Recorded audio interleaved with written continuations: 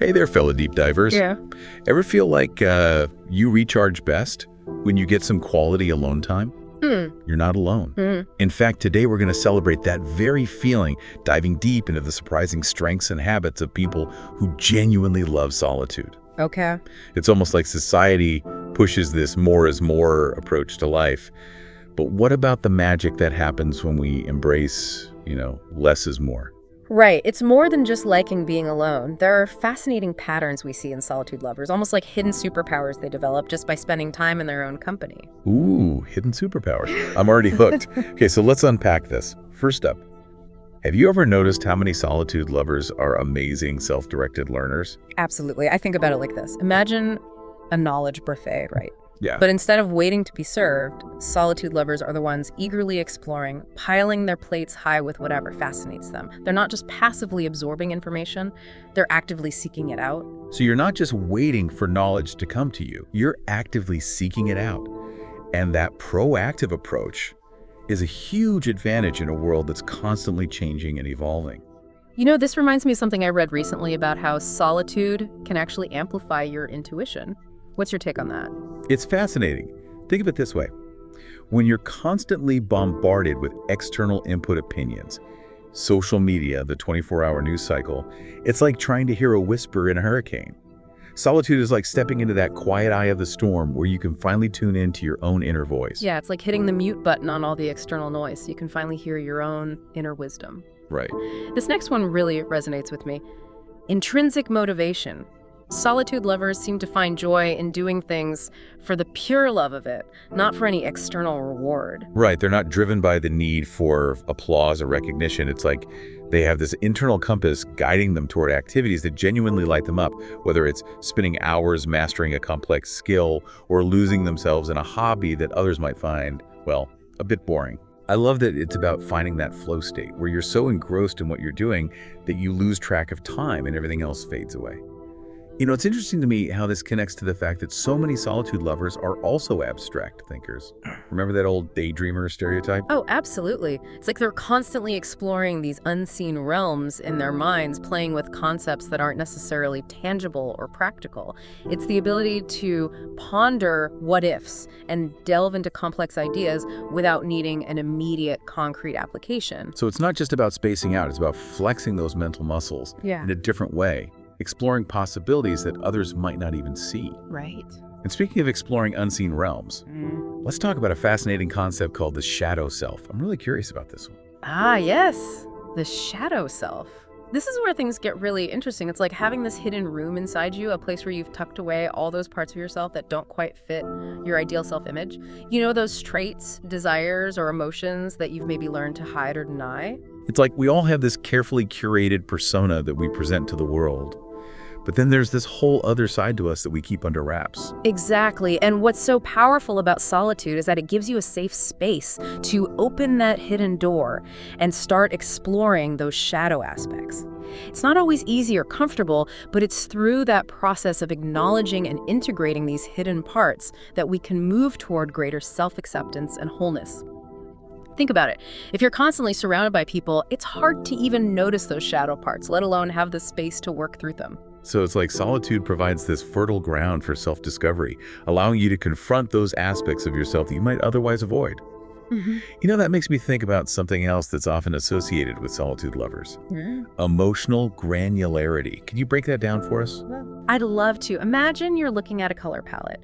Someone with low emotional granularity might just see blue. But someone with high emotional granularity can differentiate between all the subtle shades cerulean, ash, and indigo cobalt. They have this rich vocabulary for their own internal experience. So instead of just feeling sad, they might be able to identify feeling wistful, melancholic, or even somber. And having that level of detail allows them to express and manage those emotions more effectively. Precisely. And solitude plays a key role in cultivating that nuanced understanding. When you're not constantly reacting to external stimuli, you have more space to turn inward and really pay attention to the subtle shifts in your emotional landscape. Wow. It's like solitude gives you this magnifying glass to examine your own emotions in greater detail. Yeah. This next one might be surprising to some people. Resilience to rejection.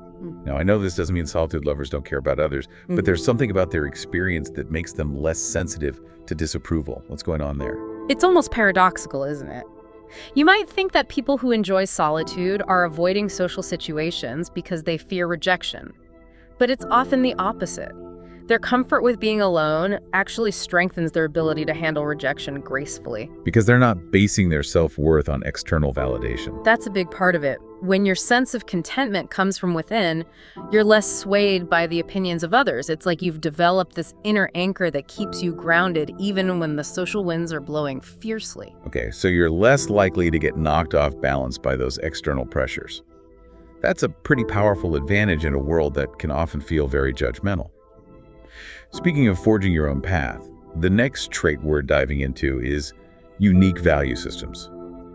It seems like solitude lovers often have a different way of looking at the world, right? Absolutely. And it makes sense when you think about it. When you spend less time trying to fit in with the crowd, you have more space to develop your own personal beliefs and values. It's about aligning your actions with what truly resonates with you, rather than simply adopting the values of your social group. So it's not just about rebelling or being contrarian. It's about taking the time to reflect on what truly matters to you, and then living in alignment with those values, even if they differ from the mainstream. This next one is interesting, the connection between solitude and minimalism. You know, it's funny, when you step away from the constant bombardment of consumerism and external clutter, you naturally start to appreciate simplicity. It's like solitude gives you this fresh perspective on what truly matters. It's like decluttering your mind in your living space. Yeah. So it's not just about having fewer possessions, it's about having a clearer, more purposeful life. And finally, we come to mental fortitude. It seems like solitude lovers often have this inner strength that helps them navigate challenges with more grace and resilience. They do. It's like solitude becomes a training ground for developing mental fortitude. They use their alone time for introspection, self-renewal, and personal growth, which equips them with the strength to face challenges and uncertainties with calm and composure. It's like they've built this internal shelter where they can retreat and regroup when the storms of life hit. Yeah. All of this is making me rethink my own relationship with solitude. It's clearly so much more than just taking a break from the world. It really is. It's about tapping into a source of strength, creativity, and deep self-knowledge that's available to all of us. This is definitely a topic I want to explore further. Yeah. Welcome back, Deep Divers. Before the break, we were talking about how solitude can be like a training ground for mental resilience. It's like those who embrace alone time build up these inner resources that help them weather life's storms. It's almost like solitude becomes a wellspring of resilience, allowing them to tap into a reservoir of strength and calm whenever they need it. You know, it's so interesting how we've been conditioned to think that being alone is somehow negative.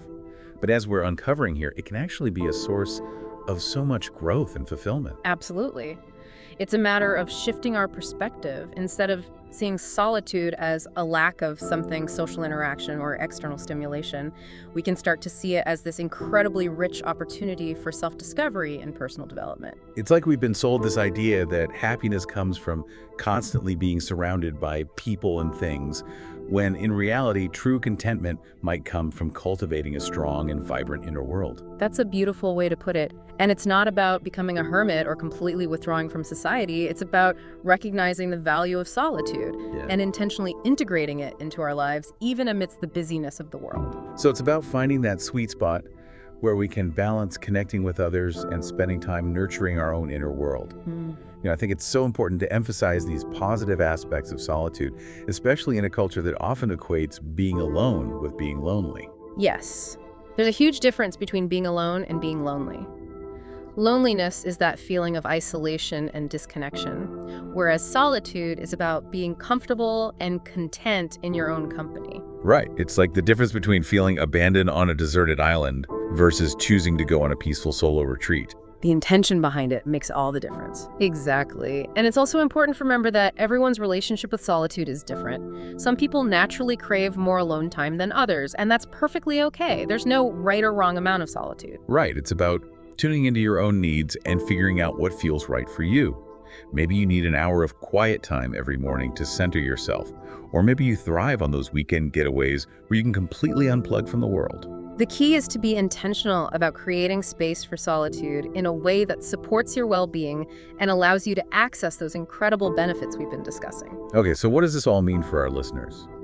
how can we apply these insights about solitude to our own lives, even if we're not hardcore introverts? That's the million-dollar question, isn't it? I think it starts with becoming more mindful of our own relationship with solitude. Ask yourself, how do you currently feel about being alone? Is it something you tend to avoid or embrace? It's like taking an inventory of your comfort level with solitude. Maybe you'll realize that you actually enjoy certain solo activities, like reading, taking long walks, or even just having a cup of coffee in peaceful silence. Exactly. And once you've identified those activities, you can start to explore ways to incorporate more of them into your routine. Maybe you set aside 15 minutes each day for quiet reflection, or schedule a monthly solo date night where you do something you truly love without any distractions. It's about making solitude a conscious choice, rather than something that just happens when you're forced to be alone. And remember, it's not about isolating yourself from the world. It's about finding that sweet spot where you can balance connection with others with the time you spend nurturing your own inner world. It's like finding the perfect ratio of ingredients in a recipe. A little bit of this, a little bit of that, and you create something truly delicious and satisfying. I love that analogy because it really highlights the fact that solitude isn't an all-or-nothing proposition. It's about finding the right balance for you. Now, we've been focusing on the many upsides of solitude, but I'm curious, are there any potential downsides or challenges that come with spending too much time alone? That's an important question, and the answer, like with most things, is it depends. Too much of anything can be a bad thing. If solitude becomes a way of completely withdrawing from the world and avoiding social interaction altogether, then yes, it can lead to feelings of isolation and loneliness. So it's about finding that balance again, right? Not letting solitude tip over into isolation. Exactly. And it's crucial to be aware of the signs that you might be slipping into unhealthy isolation. Are you avoiding social events that you used to enjoy? Are you neglecting important relationships? Are you using solitude as a way to escape from difficult emotions or situations? That's a key one. Solitude can be a healthy way to process emotions and recharge, but it shouldn't be used to avoid things that need to be addressed. So if you find yourself using solitude as a crutch or a way to numb yourself, it might be time to reach out for support and explore what's driving that avoidance. Absolutely. And it's important to remember that solitude isn't a cure-all for every problem. There are times when we need connection and support from others. Yeah, like when we're going through a tough time or need help with something we can't handle alone. Precisely. That's why it's so important to have a strong support system and to know when to reach out for help. Solitude can be a valuable tool, but it's not meant to be a replacement for human connection. It's like having a diverse toolkit. You wouldn't use a hammer for every job, right? Sometimes you need a screwdriver, sometimes a wrench, and sometimes you need the support of a friend or family member. That's such a great way to put it. It's about having a variety of coping mechanisms and knowing which tool is right for the job at hand. So it seems like the key is balance, finding that sweet spot where solitude empowers us without leading to isolation.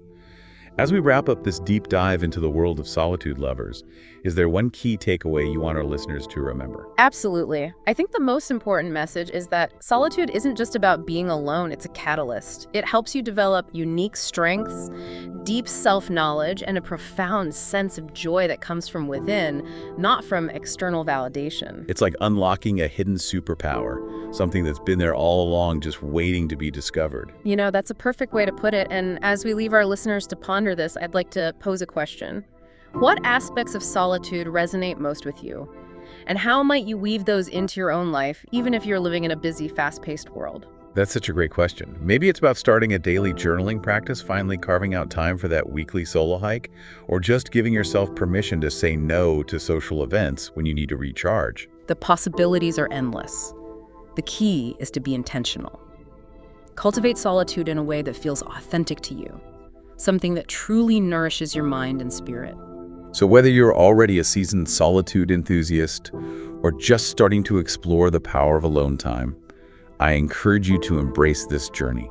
See where it leads. You might be amazed by the insights and growth that await you in the quiet spaces of your own company. And on that note, we're wrapping up our deep dive into the fascinating world of solitude lovers. Thanks for joining us on this journey of self-discovery. Until next time, keep diving deep and remember, sometimes the greatest adventures are the ones we take within.